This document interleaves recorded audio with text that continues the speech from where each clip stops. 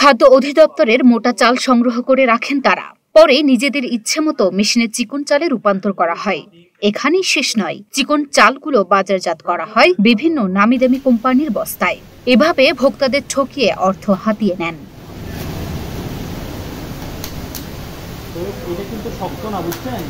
চট্টগ্রাম নগরের পাহাড়তলীতে মেসার্স খাজা ভান্ডার নামে এক ব্যবসা প্রতিষ্ঠানে ধরা পড়েছে এমন জালিয়াতি। এর দায়ে প্রতিষ্ঠানটিকে ১.৫ লাখ টাকা জরিমানা করা হয়েছে।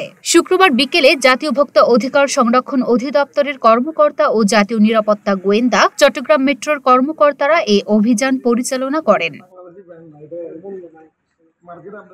জাতীয় ভোক্তা অধিকার সংরক্ষণ অধিদপ্তর চট্টগ্রামের সহকারী পরিচালক মোহাম্মদ আনিসুর রহমান জানান, প্রতিষ্ঠানটি খাদ্য অধিদপ্তরের বস্তার মোটা চাল নিজস্ব গুদামে মেশিনের সাহায্যে চিকন চালে রূপান্তর করে বিভিন্ন ব্র্যান্ডের চাল নাম দিয়ে বাজারজাত করা হচ্ছে। সেই সঙ্গে চালের বস্তায় ওজনেও কম পাওয়া গেছে। এর আগে ১৩ নভেম্বর রাতেও জাতীয় নিরাপত্তা গোয়েন্দা চট্টগ্রাম মেট্রো কার্যালয়ে দেয়া তথ্যে গুদামটিতে অভিযান চালায় বাংলাদেশ সেনাবাহিনী। অসঙ্গতি পাওয়ার পরও ভোক্তা অধিকার সংরক্ষণ অধিদপ্তরের কর্মকর্তা না থাকায় সেদিন বিষয়টি সুরাহা করা সম্ভব হয়নি। পরে পাহাড়তলী থানা পুলিশের জিম্মায় রাখা হয় গুদামটি। পরবর্তীতে আজ বিকেলে ফের অভিযান চালিয়ে মেসার্স খাজা ভান্ডারের মালিক শাহাবুদ্দিন মিয়াকে ১.৫ লাখ টাকা জরিমানা করা হয়।